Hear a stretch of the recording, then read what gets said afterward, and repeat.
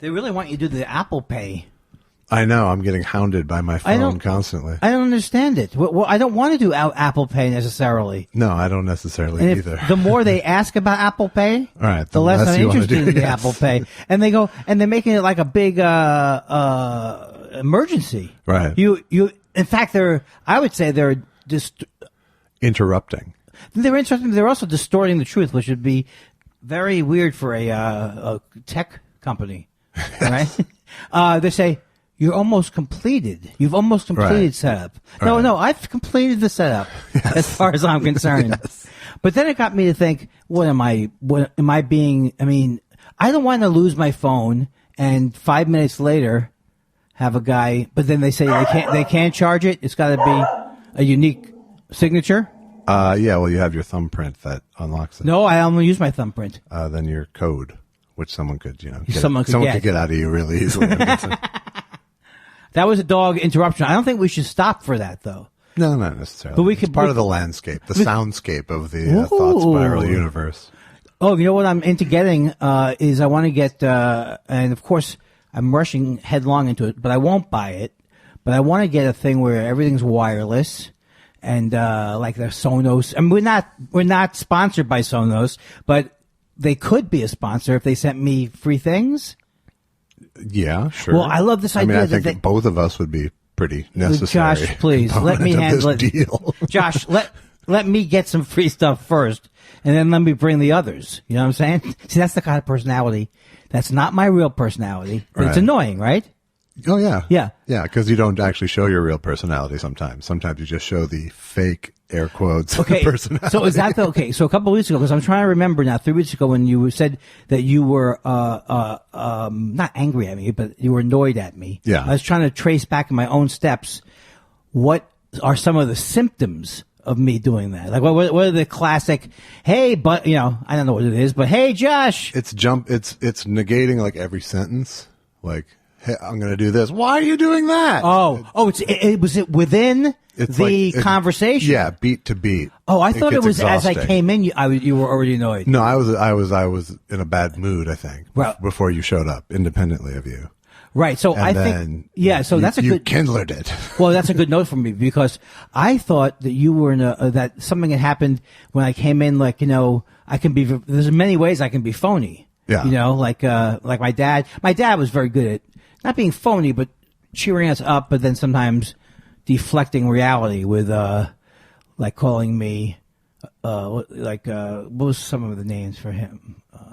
I can't think of the names that he used to call me. A drowned rat was one of the things. Drowned rat? Was that out of the shower? Or out of the shower. It's more. Droopy wasn't that nice. We told the Droopy story last week. Droopy's. Droopy's okay.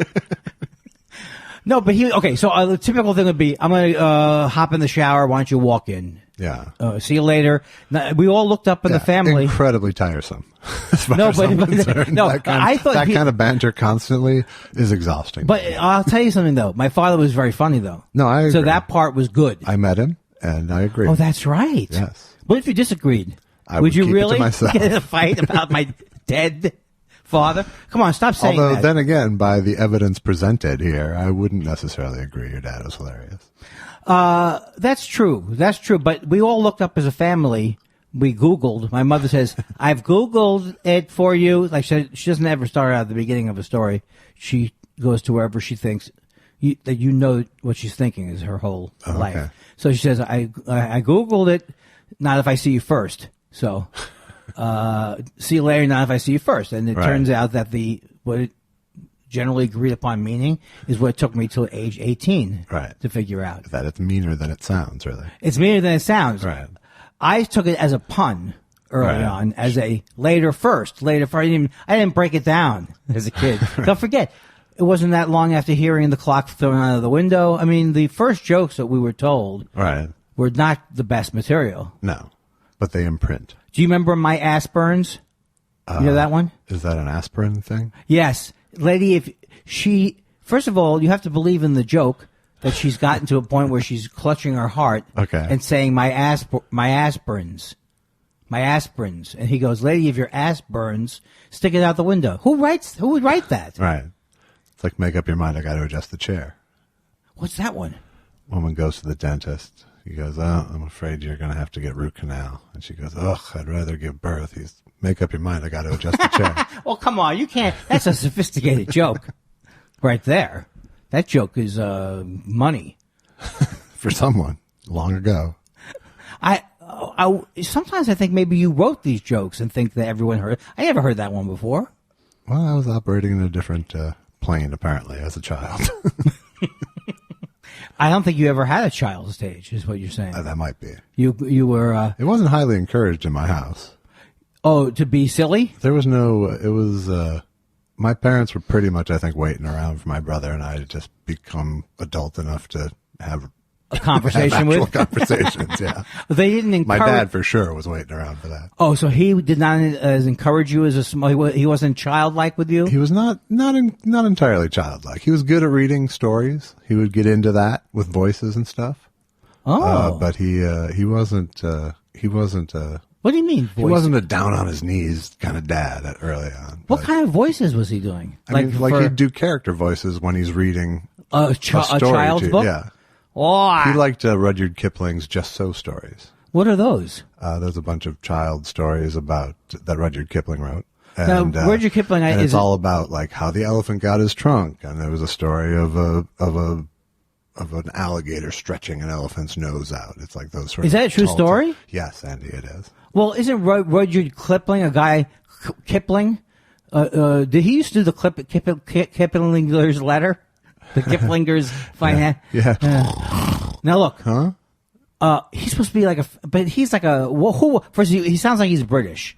Was he? He was totally imperialist. Yeah. Oh, and he was also imperial. So he was writing these delightful stories to encourage colonialism, but to justify it by making it funny, like an elephant's trunk being pulled. Yeah, that sounds about the size wow. of it. Yeah. Were you? I believe he wrote Gunga Din, but I'm not entirely sure. So Gunga Din. In the movie Gunga Din. If only there was some way to look up a fact like that. Yeah, but we don't want to. You can look it up. Right. But didn't Gunga Din star a guy originally who wasn't even? Is it about people from India? Yeah. But he wasn't Indian, right? In the original movie. Probably not. No one was Indian in the movie. Who would you say if you had to cast from the old stars? It is an 1890 poem by Rudyard Kipling. Whew. Wow. It was a poem. Yeah. Wow. I feel like I should know more about that, but there's another part of me that says this is the most boring, not most boring. I couldn't care less about this guy. Not our wheelhouse. I just don't care about him. Yeah. I do care that your dad would do an impression of an elephant whose nose was pulled. Yes. Get off my nose! He would assign voices to characters. Oh, my nose has been pulled. Yeah, that's dead on. Wow. Mr. Weinstein, Weinstein, please come in before you dot another team, Mr. Weinstein. Now, Mr. Weinstein, I suppose you want Christmas off again this year? I'm working on the Kipling account. I'm worried. Yes, but you would be angry with me if I docked you one day in pay, though, wouldn't you, Mr. Weinstein? Oh, please, Mr. Scrooge, my children are so sick. Your children are not so sick? Are so sick, yes. Why are they sick? Why are you stopping the scene for this? Because I've been turned now. Look, Mr. Weinstein, am I running a keep your children well society here? I'm a businessman, like Jacob Marley was before he would visit me late at night. I'm sorry, I'm online ordering 3 ghosts right now. Oh, by the way, on that subject, I got my credit card thing, and I seem to really like DoorDash, as I'm a big fan of. Me too. DoorDash, Grubhub, this person, that person. What I'm not a fan of is going out and doing my own tasks. No, I'm not either. Not in this new gig economy. And then a lot of the lifts, because my wife and I are the only people in L.A. who don't have 2 cars. I mean, that's exaggerated. That's a little bit of a... There are people who don't have anything to eat. You have 1 car that neither of you should drive, so this is good with the lift. Wait a second now. Hold on. Oh, listen to... You have really, over the last couple of weeks, I've learned the persnickety sides of you. Really? It's taken, what does that word mean? 29 episodes to get to I never finding got that. I never got that you were the... excuse me, I know how to rent a car, idiot. I never knew you were one of those guys.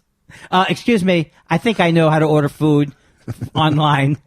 I would prefer to have you people. And when I say you people, I mean, is it an alpha male type of thing when you take charge? Or is it more like a controlling thing? Or is it more like you're in charge? I don't know. I mean, yes, it's an alpha male thing to take charge. Yeah, but isn't that usually like with fighting or two dogs? Or I don't understand where they got the alpha That's male. where the whole I don't analogy comes from. The dog world, the wolf world. Remember when everybody was, are you type A? Are you type B? What was that? A bunch of nonsense? I don't remember what they were. What were they? I think A and B, and then there was probably a C. What was B, though? B was less annoying than A. Okay, so type A was what they used to call that? An annoying character? That's like a control freak. That's, sort of OCD-ish. You saw my search today online? I did. That's fantastic. I love that. How is that possible? No, that was thinking. It says the first three things if you type in thought spiral are thought spiral OCD, thought spiral anxiety, thought spiral Kindler. Now, at first I was like, as always, I respond to any viewing of my name. It was with my swelled head, and I'm saying, "Oh my God, this is the most Google thing in the world." But then I realized their Google is what I'm Googling, right? Isn't that the way the words go in, or not? In other words, if I've Googled thought spiral Kindler before, and I haven't cleared my history, maybe that's going to come up first. Probably. Okay, I thought it was for the whole universe. Probably an algorithm involved. You've Googled your name, right?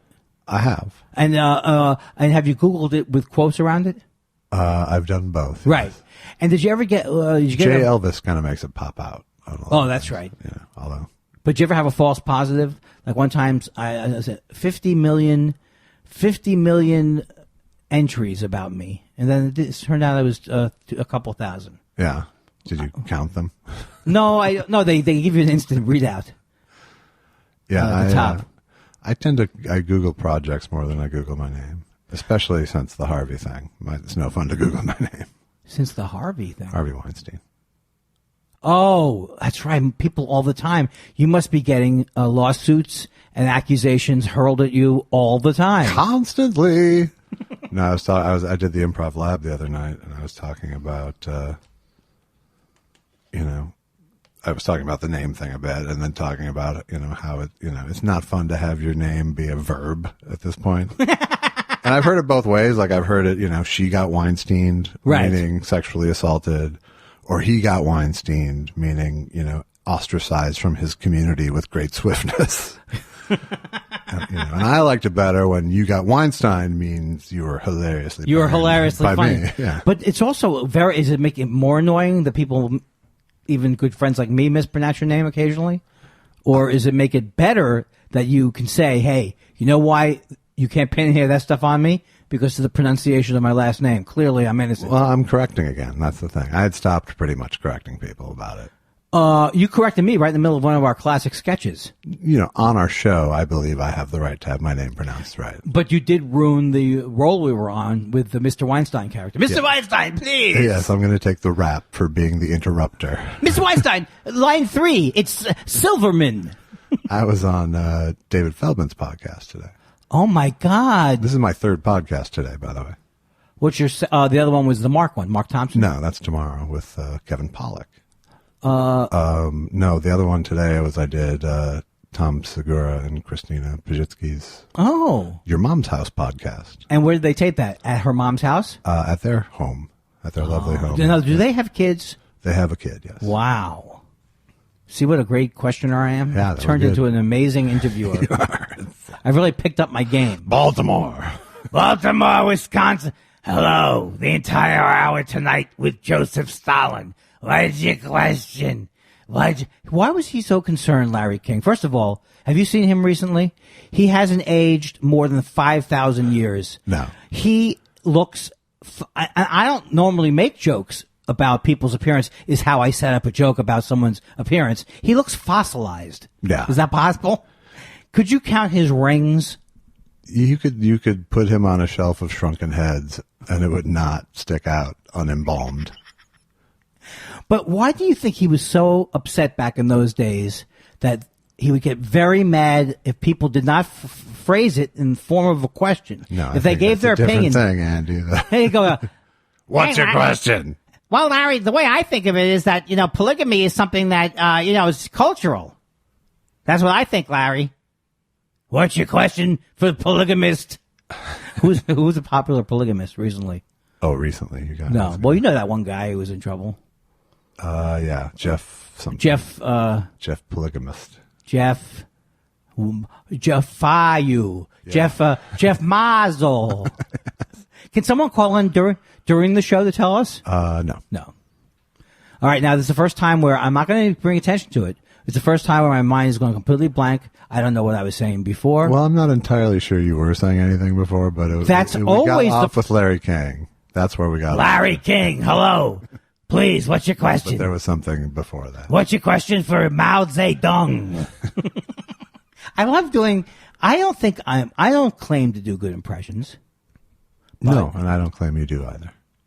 You don't have to pile on, but the thing is, I think I almost get some voices. There's some that you just go, he's got it. I got it. He's got the essence. Well, I think Jay Leno's in deeply in my psyche. wasn't there. In medical news. Early on, you did a true Leno impression. We've talked about this before, but you did a true Leno impression, right? And then over the years, it changed. Just got caricatured. No, keep it fine. No, it's good. I remember what you were saying. You were saying you were on David Feldman's show today. This is the first time nicely done. Ever remembered something. And he was saying, is it true that every bit of Thought Spiral is scripted and that Andy scripts every word out? And did he do it? And makes you stop. And I said, yes, it is absolutely true. He's like Aaron Sorkin in that regard. Well, it's music to him, David. I have to hear it a certain way. If he's not hearing the music, he stops it. Is Aaron Sorkin famous for saying you said the wrong preposition? It's just understood on an Aaron Sorkin set, from what I've heard, that you do the dialogue as written. What about the walking and talking? Do you have to do it? Yes, I think so. Otherwise, the camera moves on without you. Well, he's got nothing on now, though, right? He's got that Molly's Game movie he just directed. Why you seem to know about movies that are coming out? What is that movie? It's about this woman who was on the other podcast, which is why I know about it. Oh. This like college age girl who started putting together these incredibly high stakes poker games in New York and LA. Oh, okay. I have heard about this. Busted by the feds and yeah. Was she on Feldman's podcast? No. Why? You see, I feel like that I'm losing my mind. And I don't want to lose my mind, nor do I want to make light of losing my mind. That's not my idea. I'm not going to be one of these comics. I have good news and worse news with the Alzheimer's. Right. That's not my game. No. Although, did you know that I toured the country briefly as Alzheimer? I did. You did know that? I fully knew. Did I forget that I told you that before? Probably. If you didn't think you didn't, then yes.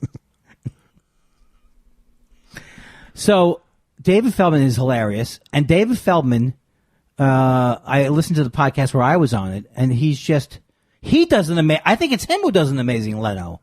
Yeah. And then, there's nobody, you called in, right?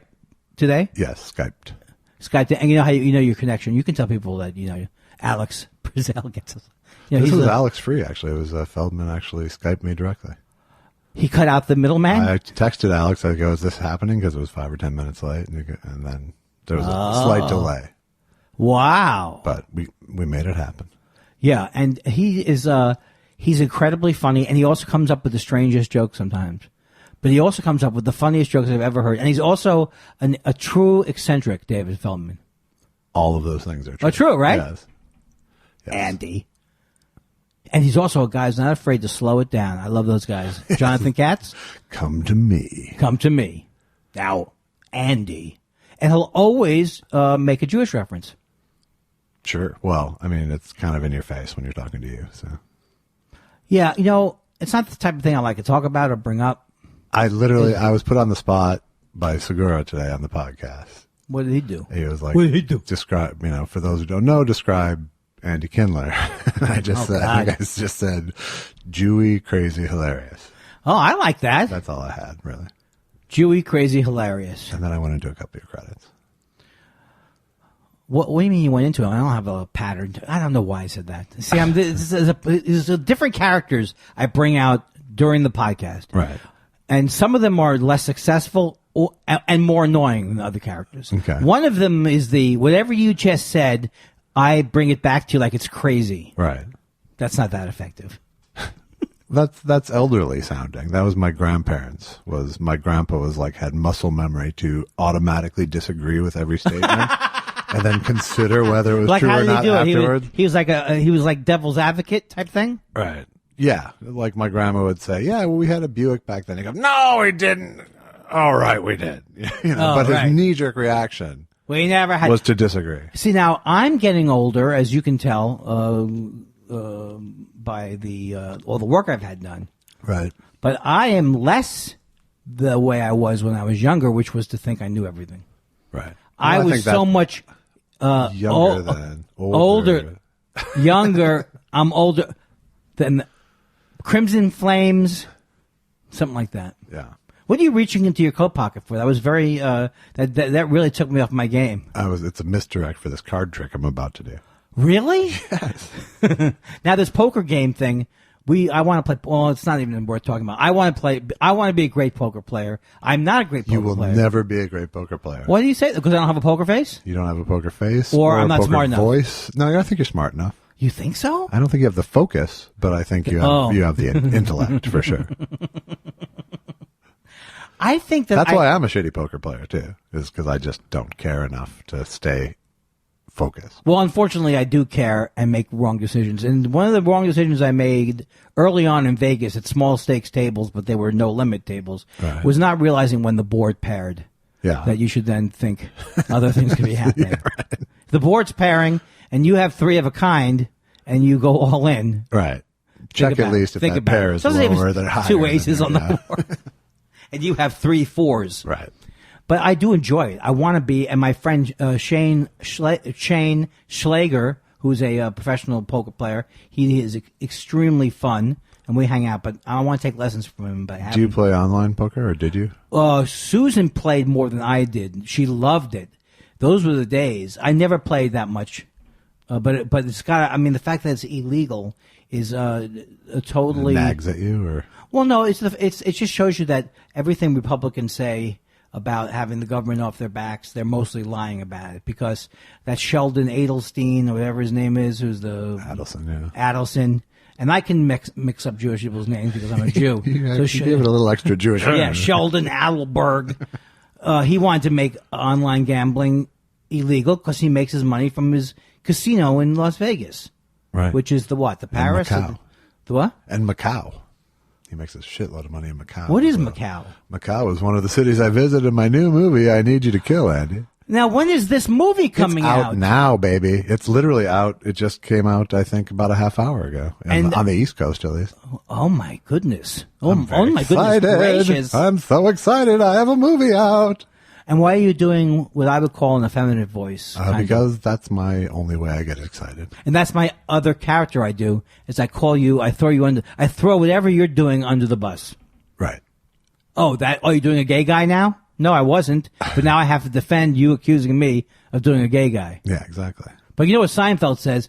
He can't go to the colleges anymore. You can't go to the colleges like he used to do and say, this guy's lighting the loafers. Right. What is that look on your face that was like, what was that? What were you? I think that look was dismissive. No, I think it was more like, I don't want to have this conversation about Seinfeld a third time on the show. So I was right. Yeah. So sometimes I'm right. Yeah, sometimes you're right. Sometimes I'm just trying to signal you. Well, like, the week that I was annoying and cutting off your sentences, I asked you if you were angry at me then, and you said no, you had just forgotten what you were going to say. But I think you were really angry. Now, of course, that feeds the people aren't going to give me the real truth because they don't think I can handle it. Who will give you more of the real truth than me? You are the truth machine. Who will give you more than me? You, Dr. Truth. I give you as much truth as your wife, I bet. In fact, I wish my wife would give me less truth, especially about my sexual ability. Right. Well, I don't give you very much truth about that. No, because I try to prop you up. Last night I had a sleep test. Oh, did you? Yeah. Did you sleep at a facility? Yeah, I went to a facility. I went to Cedars-Sinai because I'm Jewish, and you get a percentage off. Right. And there were 2 women. You go into it's like a security building at a certain time of night. You have to press the button, which I don't know about. I realized that one of the things that's kind of sad about me, if you want to, not that sad, but that any little task from returning something to a supermarket with the receipt, Right. or if it's past hours, press the thing. All of a sudden, it's the biggest thing in the world to me. I panic, and even when I press the button, I'm still not giving them. Do you don't have problems with that? That's not your. Well, I mean, I do make tasks. I have a big dread thing. I don't have a panic thing. But like, I would never return a grocery with a receipt. Like that's just not going to happen. The universe writes that off. Yeah, right. Yeah. So I have so many clothing things that I've ordered online that were huge on me that are still in my closet. It's just not going to happen. Oh, well, I think you're leaving a lot of money on the table. I am leaving some money on the table. There's lots of. But if you saw me, if you were in the supermarket and you saw stand-up comedian Heidi Kindler, I did see you at the supermarket. That was unbelievable. Just last week. That was exciting, and I also saw another friend of mine in the same trip. Did you see me talking to the other friend of mine? No, we agreed that once we parted that we were going to try to avoid each other. Right, and especially since I didn't realize you wear jaunty hats when you go shopping and flare pants. Why would you wear flare pants? They were hammer pants. Oh, were hammer pants? They were baggy, but they weren't flare. They flared at the top instead of the bottom. Did they officially say there's never going to be any more hammer time, or had it nothing to do with daylight savings time? There's a hammer hiatus. Yeah, so we saw each other in the supermarket, and I saw my friend Ken Bassani, who I've known since I was a kid. He's a writer, and he used to also be he produced the Sports Illustrated swimsuit specials when I was on the special. I don't like to talk about it, but I was on an island with Heidi Klum, who could keep her hands off me for 3 days. Were you like Melvin the beach waiter or something? No. The Sports Illustrated swimsuit specials, of which I've only seen one, the one I'm in. I think I saw a couple more.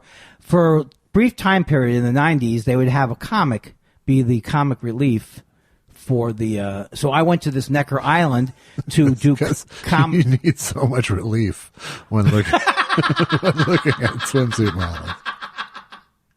You mean comic? Oh, thank God. Thank God that awkward-looking Jew came on and did shtick. Right. Well, we had written all this stuff for Heidi Klum. Yeah. And English is her second language. Right.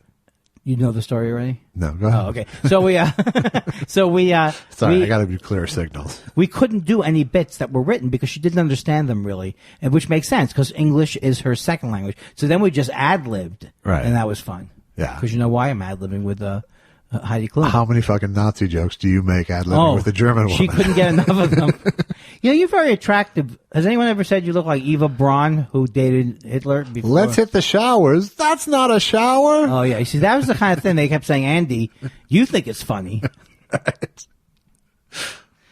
You think it's funny. Please stop bringing up our model's national shame, please, Andy. I forgot she was German. Is she German? I think so. All right. Who was it again? Heidi Klum. Yeah, I think she's German. Necker Island was where I spent 3 days, which is a beautiful island, but a lot of mosquitoes. I don't understand. Where's Necker Island? It's in the British Virgin Islands. Okay. It was owned by Richard Branson. Now, how do I get back into that supermarket with Ken Bassani, and then I saw you and Ken Bassani, and then you had a jaunty hat wearing flares. But what were you talking about? You said if you saw me, Andy Kindler, at a supermarket. What wouldn't I be doing? Oh, yes, and I was returning food. See how nice you loop back. This the thing that's so great about it. Counterpoint. It to your only whole takes dementia. Another 20 or 30 minutes out of the podcast to go backwards for the listener at home. Right, and notice that you made a spiraling motion with your hands. A spiraling motion. This is why people tune in. I don't really know why people tune in. I assume it could be easily that. Never pull at that thread. Don't pull at that thread. So if you saw me with items, and then you saw me returning items, would you make look at the Jew? Look at the Jew. Oh, the Jew's returning his Bisquick. I guess I'd want to know why. Really? No, but you don't avoid doing it. See, I avoid I'm things. just lazy. No, but I avoid stereotype things. Like I overtip because I don't want to fit into maybe I call it overtipping. I don't want to fit into the Jewish stereotype. Yeah. Do you ever think about that? No. Never. Yes, you do. No, I swear to God, I don't. I do over tip, but it's not. Oh, so you never thought of yourself as being, well, that's that, in that way, you must never think of yourself as being not generous. I think of myself, I'm afraid that someone will think of me as not being generous. Yeah, and I don't think of it as over tipping either, honestly. I just think of it as I'm a good tipper. Me 8%? No, I over tip. It's 12. Bang! I went with a lower joke. You slightly raised it. But both were under 20%. I tip about 25% sometimes. Also, if I think I'm going to be recognized. Susan years ago told me, you can't be in the market with your little coupons. And if someone happens to know that you're a comedian, it looks bad. And I said to her, that ship has sailed. I said, look, I'm already wearing a David Letterman shirt. I already have Everybody Loves Raymond glasses on. All right. I have Ask Me About My Marin recurring character button. I am definitely, if not encouraging people to recognize me. I am open for business once I'm on the street. I tend to do things that you wouldn't do. Like, I tend to always tell the Lyft driver all of my credits all the time. But a lot of people are, but a lot of times I'll get into a conversation and I realize I don't want to talk about this. Right. I wish I could be one of those people in general who didn't want to talk, who was more, kept things close, not close to their vest, but somewhat private. Right. And wasn't like, hi, I'm Andy. You've seen my comedy, right? I am TV's Andy Kindler. TV's Andy Kindler. Yeah, no, I'm more, I'm not into talking about it very much. Once in a while, like on an airplane, if I like the person, I'll unfurl it, you know. That's always the hardest decision to make. But I'll lie too occasionally. Like, what kind of a fake job would you have? Sometimes I'll just do consultant. That's good. Yeah. So you get yourself in less hot water than George on Seinfeld when he tried to say, although I love the name Vandelay Industries. Yeah. They mostly did importing. I would love to be able to pull off something like that. But the real thing is the real tool I use is I just ask them questions about themselves, and virtually everybody would rather talk about themselves. Yes, but then the thing about that is, and this is a tough thing on the plane, like if you break the seal on the, acknowledging there's a person near you, which I mean, the people who try to take the thing if they don't even see that there's people near them, I don't think that works that well. I never start a conversation on a plane. Right. I mean, I'll say hi. Yes. But I am also a conversation magnet for people on planes, it seems. Right. They can tell that you're a kind person who's going to be receptive, maybe. I guess. I guess that's now, how the about when you assessment. dragged that guy off of the United flight? What happened there? Well, first of all, he was asking for it. He was in my seat. I still can't believe that happened in the world. Yeah. If that happened, and the first reaction of the United Airlines guy was, this guy was good. They tried to get mad at the guy first. I just can't believe that it could have ever happened. Well, I mean, the Holocaust happened, so I know the horrible things could happen. But I just wouldn't imagine that anybody would take it to the next level of just dragging a guy out of a seat. All right. On a scale from 0 to Holocaust, that was a United. Do you know my joke about 0 to the Holocaust? What is it? Okay. What you just did there is very sad. It's a sad comment on me because you knew that you probably weren't going to get away with that without me explaining what the joke was. Right. But you were clearly not excited to hear about it. So you just said, just tell me it. You didn't even want to play a game with the procedure. Welcome to Path of Least Resistance with J. Elvis Weinstein. Well, I was talking about how in Germany they were trying to outlaw casual references to the Holocaust. Right. And there were big protests about it, but it was actually a political thing. There was one political party were dressing up as people from World War II concentration camp people to make a political point. Hilarious cosplay. So I've lost my space again. In Germany, they were trying to outlaw. Oh, okay. So my argument was I bring the Holocaust into every conversation. You know, like the plane's late. What is it? A Holocaust? Right. So I said I've spoken to people who've experienced the Holocaust, and they have said that references to the Holocaust bother them on a scale of 1 to the Holocaust, 1. Or 2. The person taking the 15 items into the 12-item lane bothers them more. See, the kind of comedy I do, it's not instantly funny. Right. But it makes you think about when are you going to hear something funny again. I'm nothing if not quick. Right. I'm trying to decide which. Nothing or quick? Is that the choice? Is that the choices? Yes. Can I be nothing? I think I'm nothing and quick. I think you're both, yes. Yeah. I'm very fast on my feet. Right. And often fast. You're the fastest to the party with nothing. That's right. That's why I would be just like Ken Jennings, who won, I think, the most money anybody's won on... No, he's been beaten. Don't say that. He's a personal friend of mine. Now I'm mad. Was he beat? Huh? He's been beaten? Yeah, there's one. I believe there's been a bigger winner than him. But he says that the way he worked the buzzer is one of the reasons why he was able to win. I would be able to maybe master his buzzer quickness without the answers. I believe you would yell at the buzzer a lot. Yeah. I tried to chime in. Can somebody check this? Check the buzzer. Hey, can we do that part where you interview us again about what we do in our lives? I think I broke the buzzer. Well, this is the first, let me see, how long did it take to have the first pause in the podcast? And believe me, I appreciate you calling it a pause instead of a lull, though. No, a lull is just the way I choose to look at life. Yeah. That, no, I'm trying to adjust that. And I'm trying to say, when I have nothing to say, why don't I look at it as an opportunity instead of a bad thing? Isn't that what the positive thinking people say? Yes. How come you have to look at me while I'm doing a thing? Because you're sitting across from me. Yeah, but you need multitask? I know I can't. Should I put up a privacy screen for you to step behind? I'd like to. You could, but I would just turn it into a bit.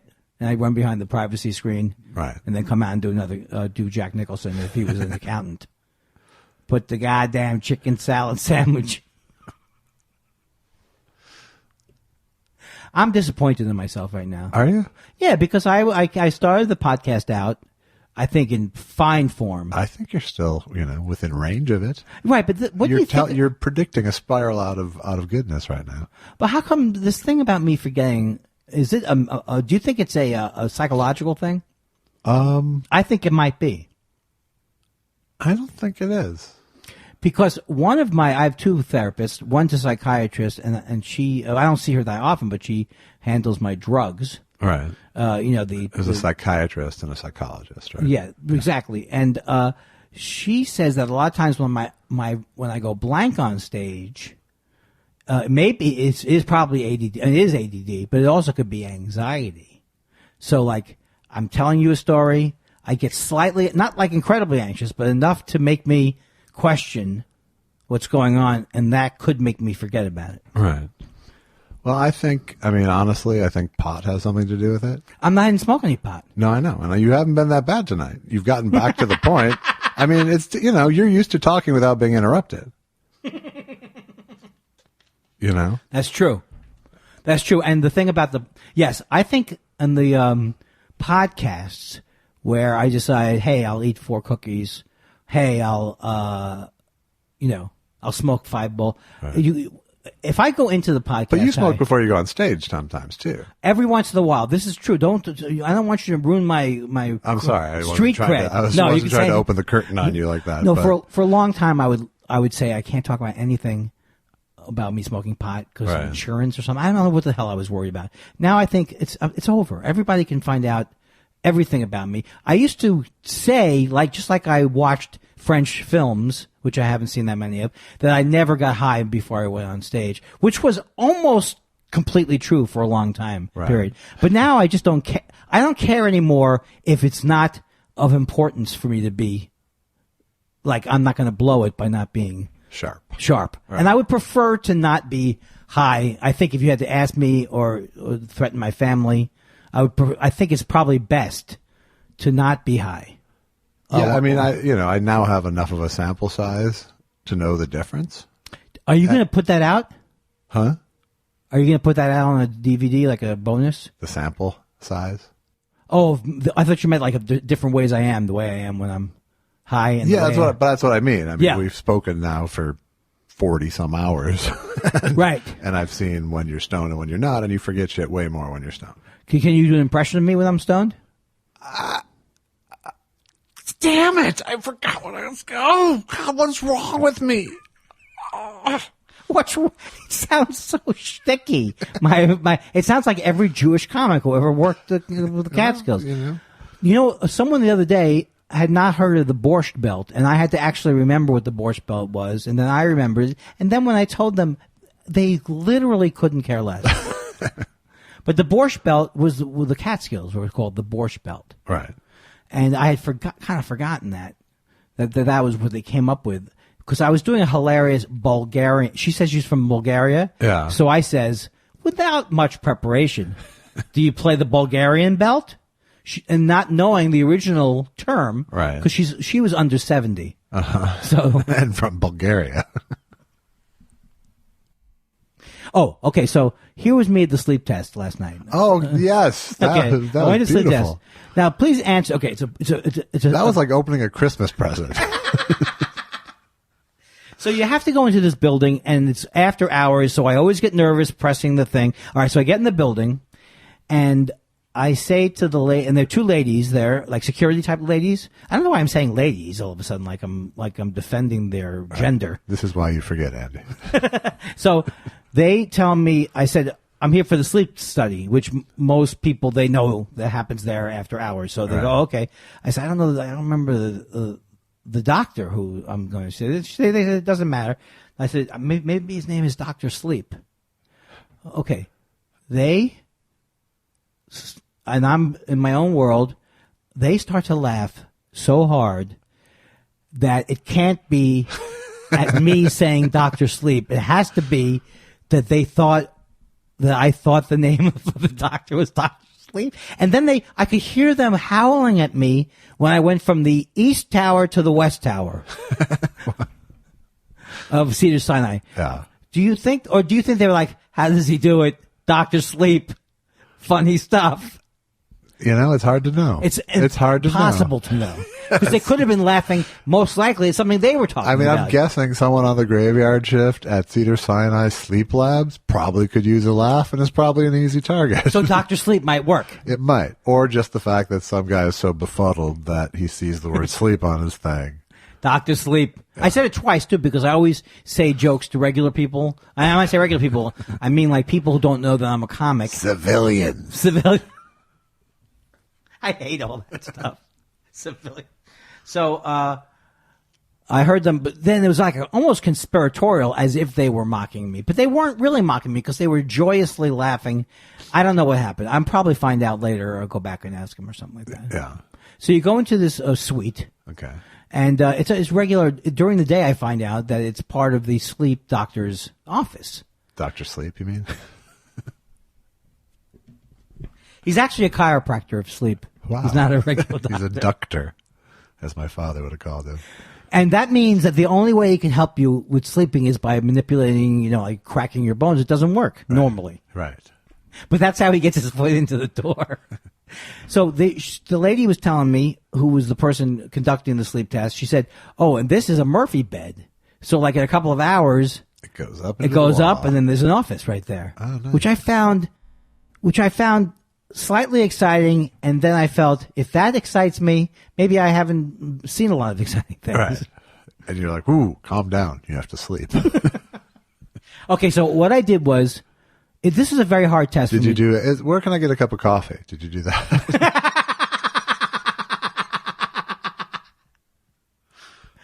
I was so proud of myself that I hadn't consumed any caffeine within the 6-hour limit. Right. And I kept telling Susan, I haven't had caffeine for 6 hours. She's like, oh, wow. That's at least you got a good story out of it. So I was very careful to not have the what else are you not supposed to have? No caffeine. Oh, I couldn't take naps. Right. Which is very hard for me. What's that mean? That's the coffee pot turning off. You making coffee? No, it's shutting off. So you're saying you argue with me and make fun of me about the kind of coffee, being a snob. You leave a burner on for 14 hours and then it says, no more. And yeah, it's been on for 2 hours, but I haven't drinking from it in an hour. Oh, and 2 a half. hours. All right. Yeah. My premise is wrong and my execution was off. Uh-oh. You know what's happened, right? I don't know what I was forgot. saying. We're at the sleep center. Sleep center. And what else are you? Okay, so the things you didn't do is where right, because the thing is this. I have a problem with sleep. That's why I'm at the sleep center. Okay. Right. Backstory. So, these questions, did you get a good night's sleep? That they ask you after. I don't get a good night's sleep. I just don't get one. Right. I have in my life, but in the last few years, I love the idea of sleeping, and I fall asleep a lot during the day. Right. And that's what I couldn't allow myself to do on the sleep test. So were you getting tired last night? No, so because the latest appointment they still had, because they have to let you sleep a whole night before the offices open up in the morning. So the latest time they had was to report at 8:30. Oh, shit. Report at 8:30. I.e. lunchtime for Andy.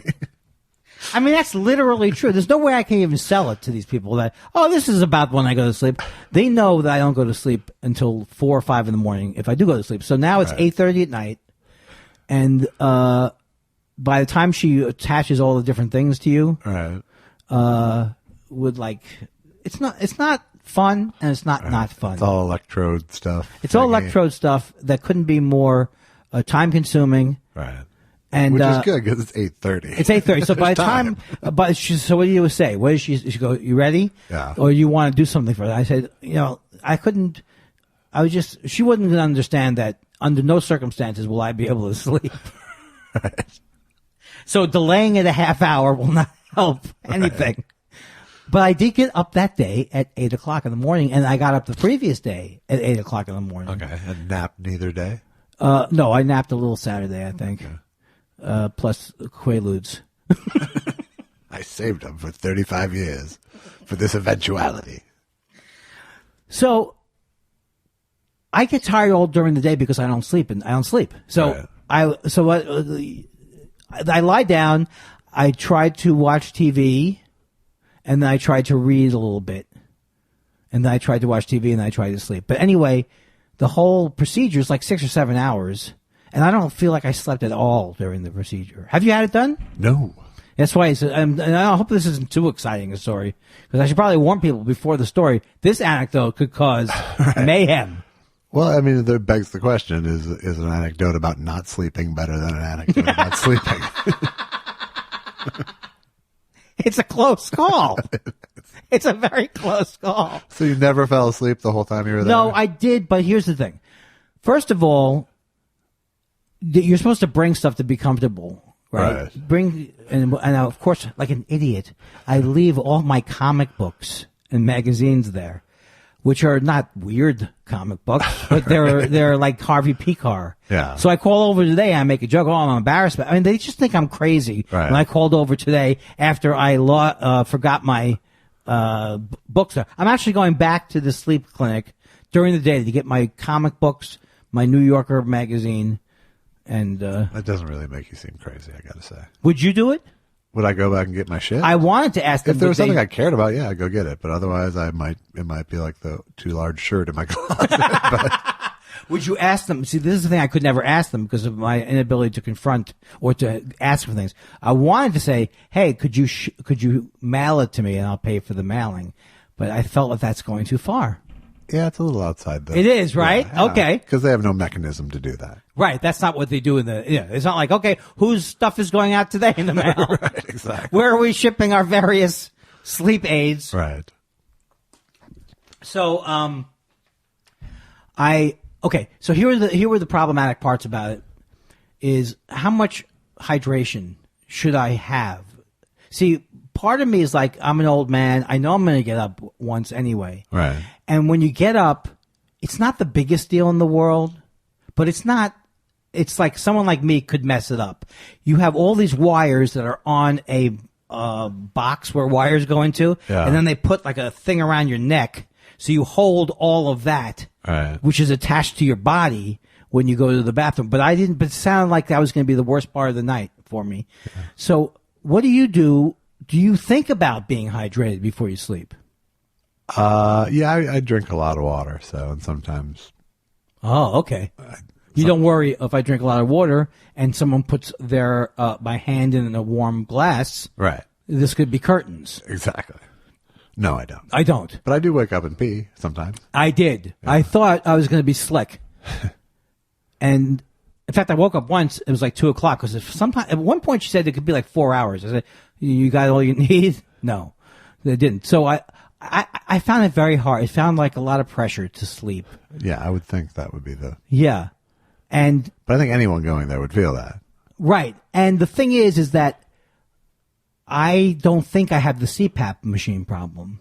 Yeah. Which is that you... Apnea, yeah. Sleep apnea, which is that you actually have to wake yourself up to breathe again. You stop breathing somehow? Yeah, you stop breathing and that wakes you up, essentially.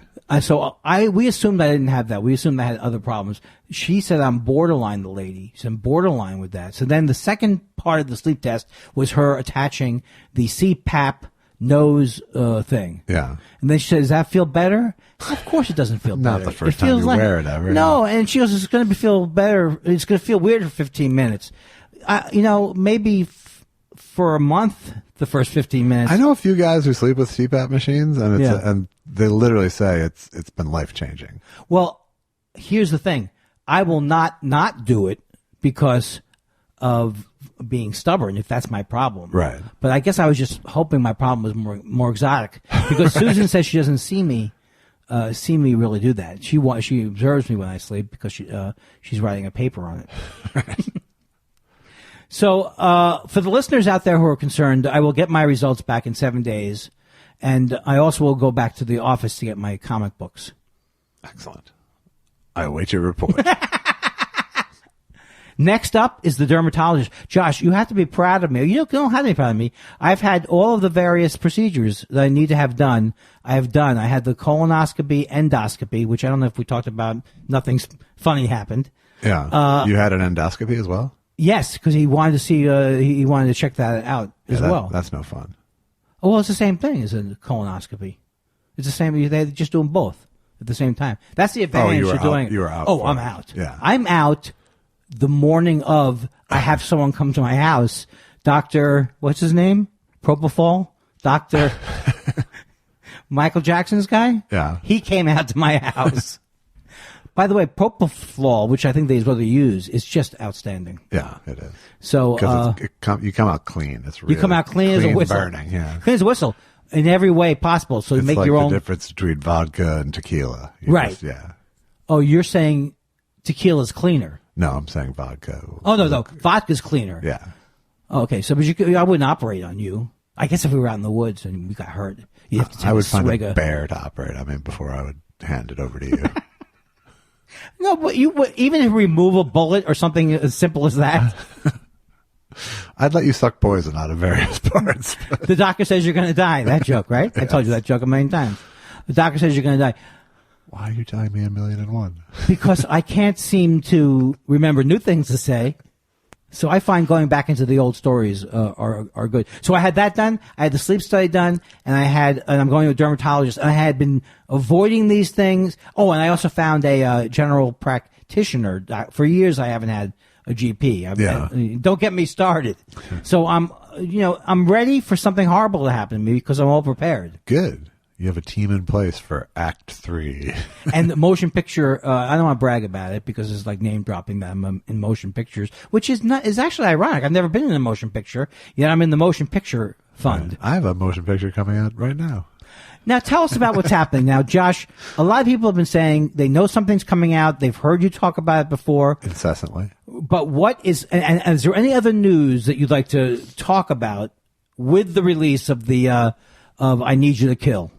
There is no news. I just hope everyone's enjoying it. It's been out for a week now, almost, as you're listening to this. So hopefully you've downloaded it and then forgotten. Oh, I keep forgetting that you have the ability to see into the future and know when this podcast is going to be released. I see the whole playing field, my friend. You're playing three steps ahead of me. Right. You're like playing. I have so many jokes about how my act is like 3-dimensional chess. Yeah. It's boring. That's one of them. Nobody knows how to play it. Nobody cares that much about it. Right. My act is like 3-dimensional chess. It shouldn't exist. It's also. Did you realize this? I saw a thing on TV. It's not even. It is somewhat real. There's a movie. It could be a Star Trek movie where there's a 3-dimensional chess game in the film, but it was made by this one guy. Yeah. And they interviewed him, and he said it's not even that great a game, 3-dimensional chess. Right. It's like not nearly as complicated as chess. It's like a gimmick, folks. Yeah. It was a prop on Star Trek, I think. That's what it was, Star Trek. Yeah. He but it was made just a prop, yeah. He made the board, Right. and now people all over the world have figured out how to play it, or I don't right. know. That sounds like Star Trek fans for sure. Right. Absolutely. I was riding down in Westwood. Let's drink some Tranya and play 3-dimensional chess. Have you ever seen two Trekkies get into an argument about an arcane part of the Vulcan philosophy? Like, oh yes, he doesn't think, but he would save someone from a. I've seen those sorts of discussions many a time. Yes. And which generation did you watch till? I only really watched the first one when I was a kid. Which, like, we have to say, but I admit the Next Generation was probably a better show. Right. I'm totally. I'm not anti-Trekkies. I'm not anti-anything, but I do think the first show was, by and large, horrible unless you were older than 9 years old when I saw it, which was the greatest show in the world. Yeah. Do you think, looking back, they'll say it holds up? It kind of does hold up. It just is what it is. Yeah. It's Star Trek. So It is Star Trek. It's 50 years old and we're still talking about it. So, And, yes, it holds up. I wish my nickname was Bones. It can be. Not here. Now, have I mentioned that I got into a big arguing match with William Shatner online? Oh, did you? Yeah, this is when I was back in the heat of my Twitter addiction. Yeah. And he had said, I am looking for volunteers for my daughter's charity horse riding. I'm looking for volunteers. For my daughter's horseback riding charity. So I say, how much do you pay the volunteers? And then he comes back at me. How dare you make fun of my daughter's charity? And then he blocked me. And then I just went back on him so hard. And they got an argument with peripheral people. Sure, because he couldn't see it anymore. He couldn't see it anymore. But other people are like, they're taking William Shatner's side because they've seen him on TV? I mean, what are you, nuts? I didn't make fun of his wife's charity. Oh, no, his daughter's charity. I'm siding with you on this. Yeah, right? Because fuck William Shatner. I know, but He was a dick to me when I worked with him. would you work with him on? He was a guest on Later with Greg Kinnear, and he was a big passive-aggressive dick about doing this sketch. Oh, I could imagine that. Was it like where, but it was, I bet it wasn't him trying to write something, right? No. It was just about him. doing it or not. Yeah, exactly. Whereas Bruce Willis, I noticed when Bruce Willis would come on Letterman, that he had a lot of ideas, which was fine, but he always had. Yeah, that was his thing. That was he his thing. always had a stunt or a thing. Right. And God bless him for it. God bless him for it, because I didn't, and some of my appearances could have used one of them. Well, the pogo stick made up for a lot. You know, that pogo stick, you may laugh. You But will laugh. you if will laugh if you see it. Every time you say the pogo stick, though, I can feel the same twinge Yeah.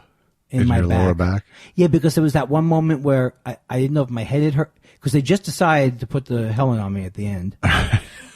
And it wasn't strapped. All right. So the helmet hit the floor like as if the object that hit the floor did not have a helmet on it, we know this would be the end of Andy Kindler's shabby career. Right.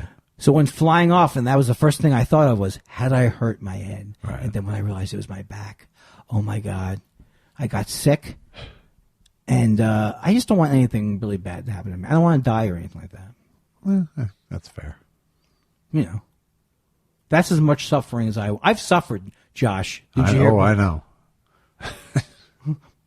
I guess I haven't suffered that much. Has the audience suffered? Truly. Now, what has happened? What is happening in Josh world? I know this thing, is that all you can think about? Is that thing coming out? It's not all I can think about, but it's mostly what I'm tending to. I'm doing a lot of interviews and. Oh, now I was supposed to help you with that, I think. Podcast things. That would, yeah. That would have been nice. But, did you just do freelance on your own? Pretty much, yeah. But show business, what we do needs better PR people.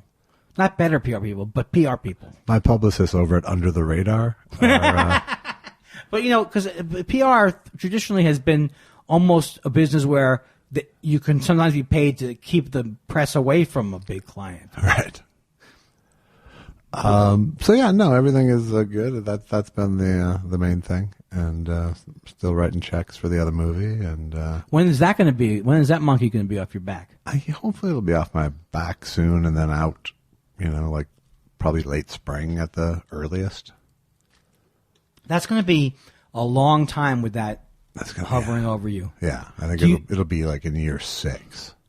And how is he doing with it, Michael? He's excited for it to come out, as he has been for the last few years.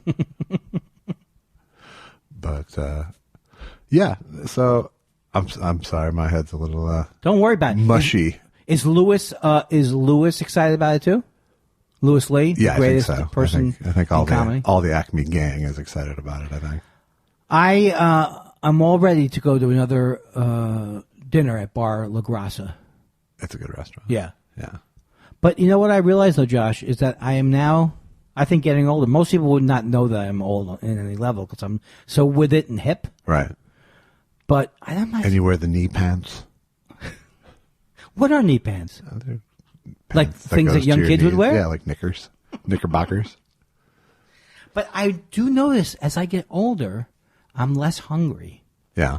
Now, has that happened to you, or you don't? Or have we talked about this? Where I've talked to some people who say they don't care about food. Yeah. Have we had this talk? No.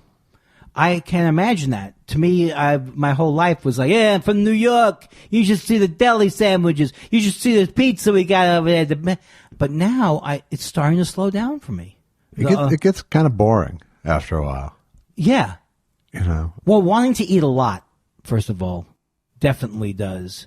Like, oh, I'm so hungry, I'm going to have a big meal. I'm always defeated when I go in with that attitude. Right.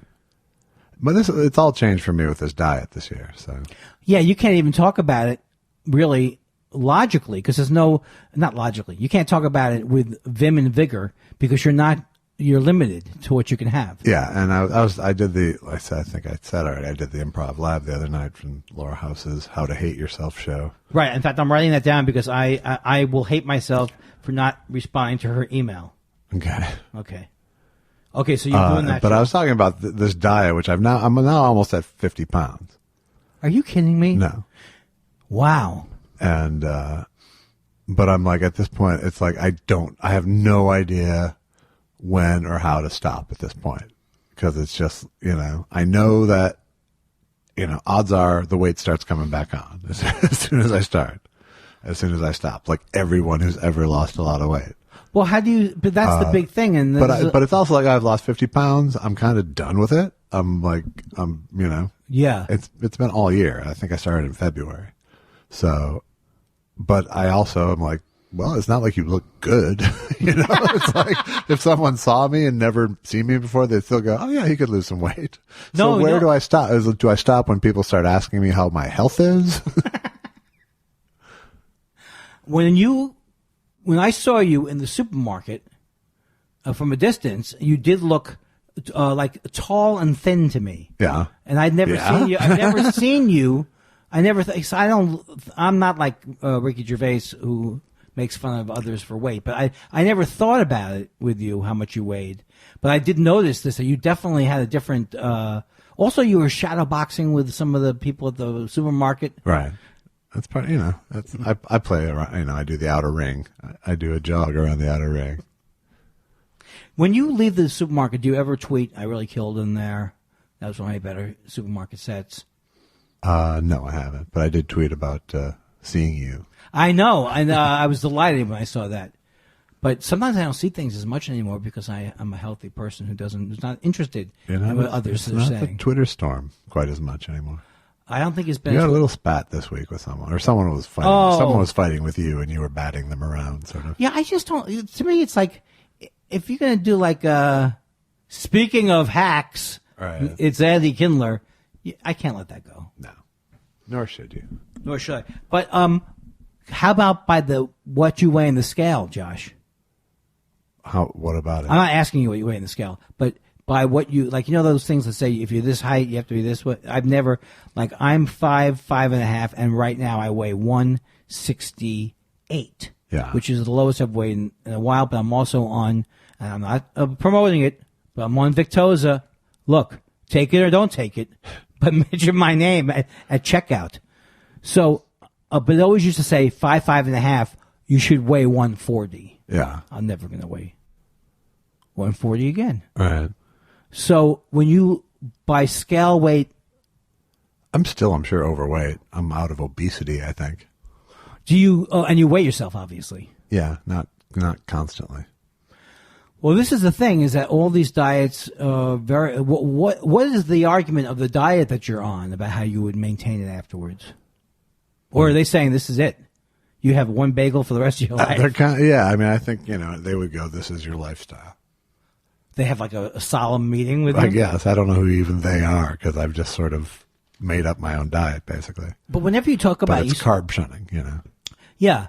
But did you bring up ketosis, or did someone else bring up I ketosis? probably did, back in my earlier days where I would use words like that. But now, are people, when you say these things, are these like, are these, I mean, obviously you've lost weight, but are people still guessing about it, or is that an actual thing, ketosis? Well, ketosis is an actual thing. Whether or not it's the key to weight loss, I can't tell you. Right. But, I wish you could be one of those guys who, I feel great, I look good, and I'm never hungry. I'm not really hungry very much. I barely eat right now. I like to have 2 cups of coffee with actual cream in the morning, and then sometimes I don't eat till dinner. Well, that's not, but they say that's not, I couldn't do that. That's just how it is. But I mean, that's the thing about the high fat stuff, is that it sates you a lot more quickly than other stuff, and keeps you sated. Well, that's for sure. I definitely know that my solution to life, which was to just continue to eat pretzels of various types, was going to run out at one point. Right. And now, like a cold shower, it's facing me that I have to have other food choices. So I go into nuts every once in a while, but nuts are satiating. Yes. Because they have fat, right? Yeah. And they have fat and they have fiber. Right. Both keys to feeling full and staying that way, as opposed to sugar, which just burns off so quickly. Well, I don't know. So you don't want my advice. I think you should do whatever makes you happy, but that's not going to be good. Well, I had no goal. That's the thing. You had a goal. My goal was just lose weight, look better. Do you feel better? I feel better about my weight. That's about it. I really, I have sort of a body dysmorphia about the thing too. I look in the mirror now and I pretty much see the same dude most of the time. Like photos, I'll notice I'm thinner. Yeah. But people don't notice either. That's the thing. I do. I think I did notice. It was one of the first people to notice a few months ago. A few months ago, maybe. I don't know. But I mean, Segura's lost about the same, about 50 pounds this year. Same diet, kind of? Yeah, same theory. And he was like, yeah, no. People, it takes 35 pounds. And they'll go, hey, have you lost weight? And you'll be like, yeah, fucker, 35 pounds, They never give you the prop. But I think people just put me on the big guy shelf. And as long as I fit the big guy thing in their head, that's all they See, I never put you in the big guy. Like when you told me you were heavy when you were younger, when I met you, you said that. Yeah. You maybe considered yourself heavy, but I didn't consider yourself heavy then. No, I've always been a big guy. Now, there's no truer barometer that I'm not going to like you than calling me big guy. Oh, yeah, that's true. That's true. Hey, big guy. I would like to be called big guy, though, because I'm short. Right. Well, big guy, I think, always means that you don't care about the person. How's it going, champ? Admiral? It's right in that same golf bag of bad names. Now, how does your wife react to your weight loss? I think she thinks I look good, but I don't think she ever cared. She never thought I looked bad, That's not the kind of relationship you have where you're constantly both doing center folds. Right. I mean, I was never attractive to her, so it doesn't really matter. She said, did she say that explicitly, or you just get that? No, that's what I'm from the years of no I'm sex. inferring. I'm very glad whenever anybody uses imply and infer correctly, because I learned. But then I double back and go, you're such a jerk. So if someone says I infer something, they're idiots. It's in common usage now that imply and infer are interchangeable, but the original was They aren't. the speaker They are not implies, right? The and the hearer listener infers. Yes. Pedant, pedant, pedant, pedant, pedant. Is that what a pedant does? Yes. When they say someone's pedantic, Yeah. what are they they're saying? nitpicking about. Oh, nitpicking, right. Now, Josh, I see you looking at the screen. Does this mean we have questions? Well, we have a few. It looks like here. Our friend Joe. When Andy did Letterman, how often did he make Dave laugh? And did that seem like winning the Super Bowl when he did? Yes, did feel like winning the Super Bowl, and I would every set of stand-up I would put together. My first thinking was, is there things in here he's going to like? And I could sometimes guess those, and then sometimes I couldn't guess those. But like when I did Tip of the Ice, like I said, the tours of the Titanic, did they ever say, this is the world's largest weight room, this is the world's largest dance studio, and that's just the tip of the iceberg. I knew that he would like that. Right. But a lot of times I would guess that he would like show business things, or not necessarily show business things, but anything inside that was actually funny, not just to be inside. Right. No, he liked any arcane reference. Yeah, he did. That, particularly ones that didn't work.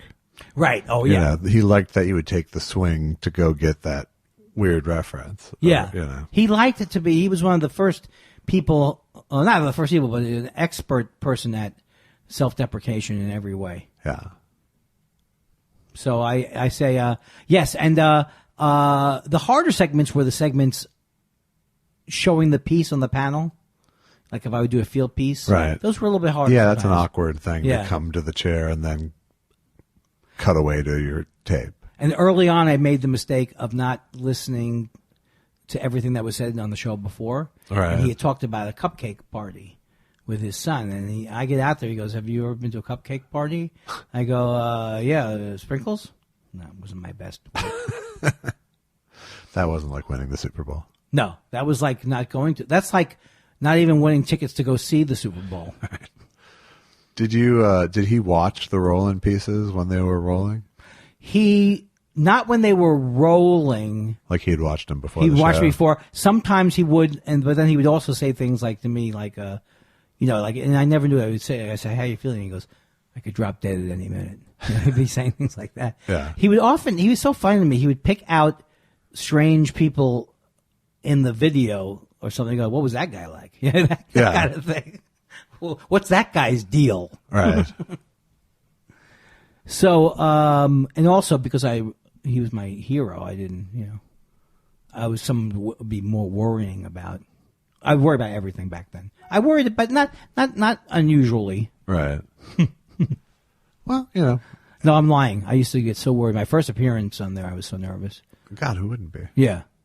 Someone who did well their first time. Maybe. The fact that there was a second one is the marvel. Yeah. That's what it took me 4 years to get back on the show. Right. You know every story. Is there anything that I could say to you that would be a new chapter in our relationship? No. Nope. Well, no. Hey, how about no? what if I learn more languages? That would be annoying, probably. Wouldn't that be an advantage for us if I spoke more languages? We could have callers calling in who were Spanish speaking. Yeah. Okay, our next Mark Thompson, not the Mark Thompson I do a podcast with, asked if the two of you have a superhero alter egos, what would they be? Oh. So in other words, this is a superhero. It's like I'm secretly Spider-Man or something like that. Or is the alter ego the Clark? Is he asking for the Clark Kent character or the superhero? He's asking for your superhero alter ego to your human form. Well, my wife and I are fans of me being Mr. Obnoxio. And Mr. Obnoxio, his superpower is he's very obnoxious in all inappropriate moments. But I don't know if that's superhero enough. No, that sounds more like a supervillain, actually. Yeah, Mr. Obnoxio. I had a character idea, generally Superman, it was called. Like he kind of Superman, like he couldn't leap over buildings, but he could dunk. He's a good man. Who's your alter ego? Captain Crunch. Really? Yes. I would never have guessed that about you. Come on, you must have when you were a kid. Didn't you think you were like a Robin Hood or something? $6 Million Man was a big one. That was Is that Lee Majors? Luke Skywalker, Han Solo. I was that age. Wow. So, but did you like? We've talked about this. I did like the Marvel comics when I was a little like 13. I was never into. I would buy comics, just to kind of have them, but I was never into any of them. It's so weird that I never was into superheroes, and yet I watched every episode of the Superman serial show. Right. Like yes, it's Superman. Yes. Oh, by the way, have you spoken to Jane Kirkman recently? No. Okay. Okay. Jane Kirkman. Hey, Jane Kirkman. Hey, Jane Kirkman. Andy, can't wait to see you in Portland next week. Last time around, you blocked me because of a misunderstood tweet. I take full responsibility, but I was teasing my city, not you. I love this pod and your spots on the Todd Glass show. Oh well, now all I can think of is I should now unblock him, shouldn't I? You can. What is his Twitter address there? Where you think I should do that on my own time? Maybe on your own time. Okay, but give me the. You'll tell me. I'll tell you. Who's he identifying himself as? That's from ADL. ADL? And not the Anti-Defamation League. Okay. I think that often my earliest mistakes on Twitter were assuming that nobody was kidding. Andy, do you do from Casanova Frankenstein? Andy, do you do the cotton swabs chunk anymore? That shit is hilarious. Well, thank you for that. I have not done it in a long, long time. But it was it was a hard bit to let go. Yeah. Although Letterman, and I'm not saying that believe me, he didn't swipe anything from me.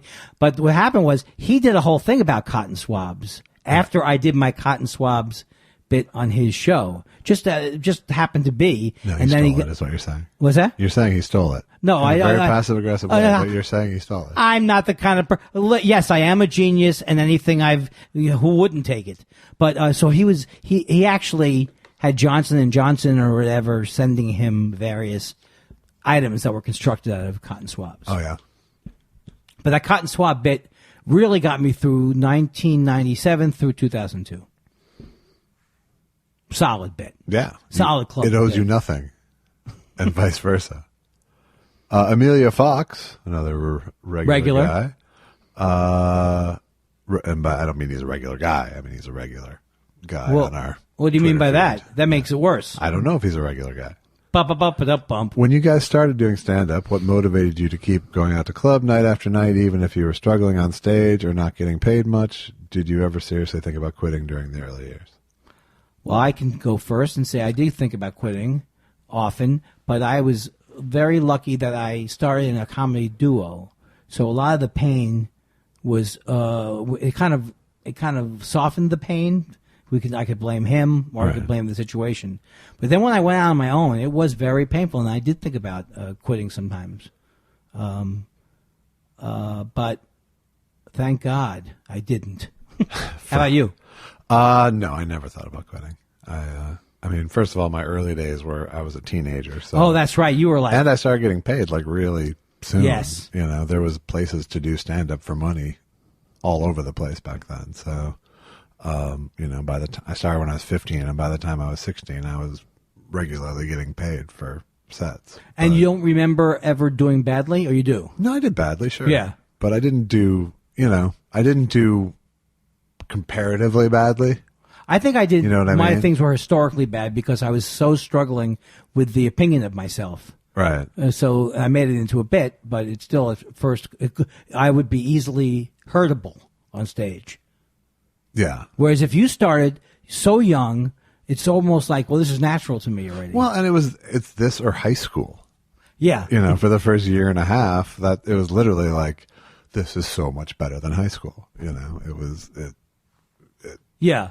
There would be no thinking of quitting because it's all happening. But and it went really well for a few. You know, it's like I went from open stager to MC to feature act and eventually headliner in a pretty quick ascent because again there was so much stage time and so many places to do it back then.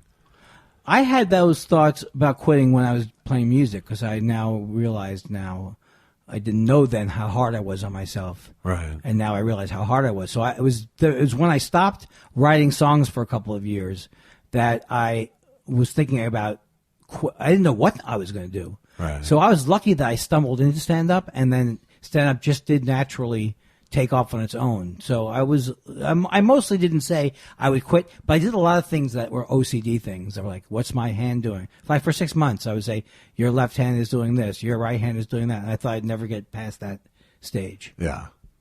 Which I have. Congratulations. Yeah, I think when I first moved out here, when I was 20, there was like the year and a half or 2 years where, you know, little stuff would happen, but mostly I had to go back out on the road, you know, when I wanted to make money. And yeah, I mean, that would be daunting. I also like hated my act when I was doing it here in town. I just thought it was total shit. Well, so it was, you know, I was kind of waiting around for a TV writing job. Right. More than I was expecting my stand-up career to go anywhere. I think it's daunting, too, to come to L.A. I came to L.A. just to come here. Yeah. And vaguely have an idea about a music career, but you came here to pursue the career you'd started, right? So was that made it extra hard or not? I don't know if it did because I was 20 and I didn't know any better, and I had the expectation it would go well, you know, and I knew enough people who had made the move so that it didn't, you know, the path was blazed pretty much. Right. You actually had to hike here? I did. I hiked on the Oregon Trail. How old were you when I first met you? Probably 21 or 2. This is unbelievable to me. I thought you were 50. I thought everyone was older than me. Yeah. Not that you. I never think of you as 21 or 22. Well, I'm not anymore. But you always. Excuse me, I burped, and that's the first time I burped on the podcast. I noticed that Chris Matthews is having some kind of stomach things because he's constantly burping or something. I shouldn't bring it up. He brings up every form of discomfort, really.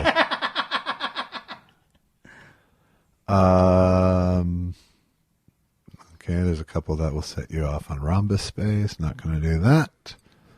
I can't believe that that's what our relationship has gotten to, where you have to avoid certain topics. Herbal Tea Party says Andy doesn't talk about himself enough. Can you get him to open up? That's just sarcasm. That's sarcasm, right? Are you still stalking the house? No, because he's driving here now. I drive here now, and I'm also over wrestling with myself about why I was driving here, and I'm totally happy about it. Yeah, I don't like the dark at all. I understand. There's the boogeyman. You can start walking again in the spring, Andy. Oh, I can't wait till the days are longer. Herbal Tea Party says, please let Andy interview the dogs. Maybe next week. That would be good. We were talking about. We had the Lucky dogs. puts on quite a show. Lucky when was talking like a talking dog. Yes. He was like.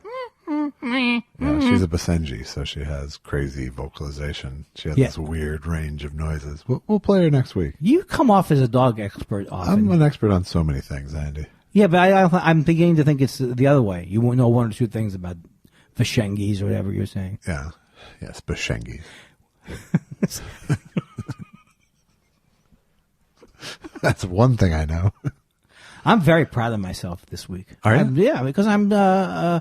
There's two things you can't. One thing is you can't guarantee that every show is going to be a hit, especially when you say it like that.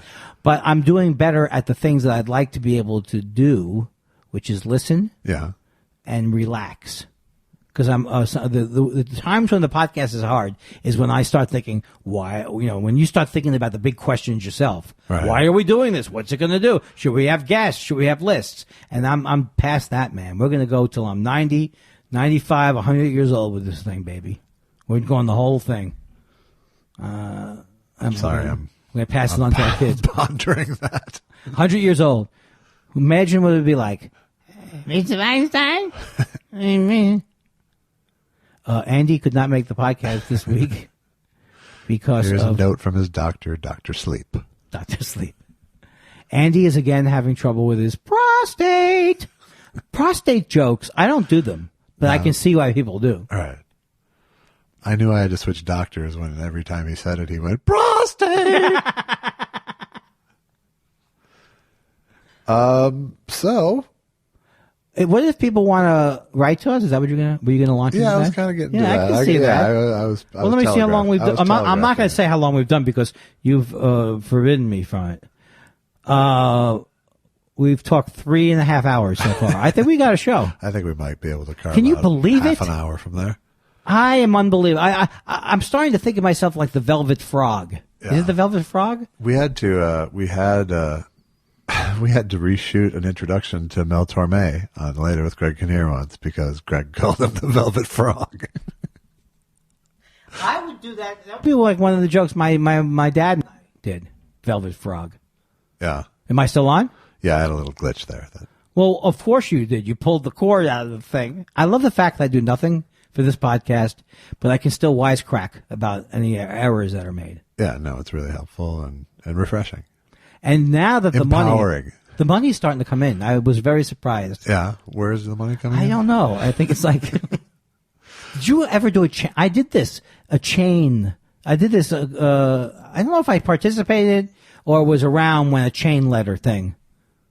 Like a pyramid scheme. Yeah. Do you remember them? I remember my parents talking about them. Yeah, because we did something like give $1 here, give $1 there, or $4 to this one. Right. And the first 20 people can make money, right?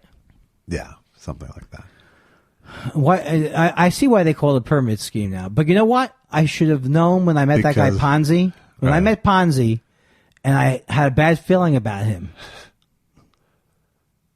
Yeah. I should have said, Ponzi, is this a scheme? I'm setting up the joke. It's not a joke, first of all, but I'm setting it up so that if anybody didn't get what the reference was, you won't laugh. At least you'll know I was talking about a Ponzi scheme. Mr. Ponzarelli. Have you ever heard of a Ponzu scheme? That's a sauce of a different color. I love the way that you and I can both laugh at puns, and yet we're slightly embarrassed by doing puns. Yeah, but if we do them together, then we don't bash on each other for doing them.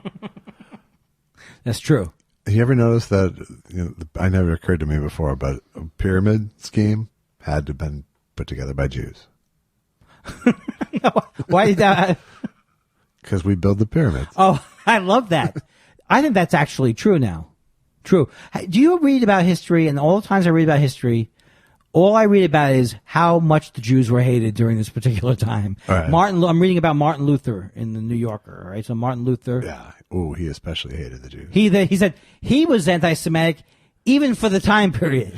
Right. He was virulently anti-Semitic. Yes. What is it about us?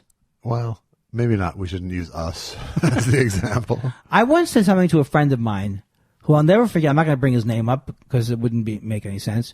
But I never forget when I said to him, because he's a very bright guy, and I said, why has there been so much anti-Semitism? I don't know how we were talking about it over time. He said, because the Jewish people display so many unpleasant characteristics. I took that wrong. I took that negatively. Really? Yeah. How do you slice that up so it's a positive Yeah, statement? there's no way to spin that. Yeah. Yeah.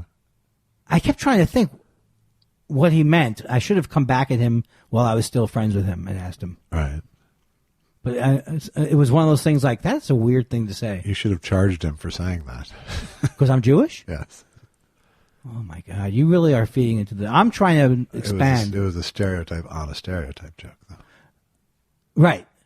You know what a stereotype joke is on a stereotype? It's going to be like Harmon, techniques. Harmon Kardon. Okay. Yeah. I can't believe you came up with techniques because I don't even think they're around anymore, are they? I don't think so. I loved... that was my bar mitzvah stereo. Heathkit. Never had a Heathkit. Never got a dinner. I don't think we can do better than that kind of an ending with the. I'm very conscious now because we've been nominated for so many podcast ending awards. Right. Yeah.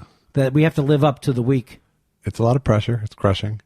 Give us a write at thoughtspiralshow@gmail.com. And notice that Andy. Let me know if you've seen the movie. I'd love to hear your thoughts on it. Yes. Even the negative ones. You say that, but when you've cried often from feedback. Oh, sure. No one's gonna. You're not gonna get negative ones because the movie's great. There's nothing you can not like about this movie, except I come up with something I couldn't think of. Sometimes I can't even do the annoying character. Yeah, you can. Please review us and rate us on iTunes. We appreciate that. Please buy "I Need You to Kill" on iTunes, Google Play, Amazon, or pay-per-view. And I think that's my hawking. Yeah, that's done with the hawking. I'm still looking for a closing catchphrase. Right. From the sea to the desert, from Europe to Asia, people enjoy talking. As the sands of the thought spiral, as the sands of the hour, like the sands of the hour, like the spiral, like the thoughts of a spiral, so are the days of our lives. But then why would I? That's the name of the show, The Days of Our thank Lives. you. Like the days of our lives, so are the thoughts Of our spiral. Yeah. That's it. That's how I knew you could say that. Yeah, I took it home. I refuse to do anything more on this show to end the show. I've given you various endings. I came here earlier in the day and some wild lines for you. Right. So if you can't end this show after me, probably my best performance yet of the test shows. You think so? No. No, I don't think so. I think the best performances are when I'm angry, Right. and that lives on in infamy. Or when I'm embarrassed. No, I don't know. I have no idea. I can't listen. I do listen to myself occasionally. Do you? Yeah, I've listened to this show 3 or 4 times. Have you? Okay. And I've enjoyed it.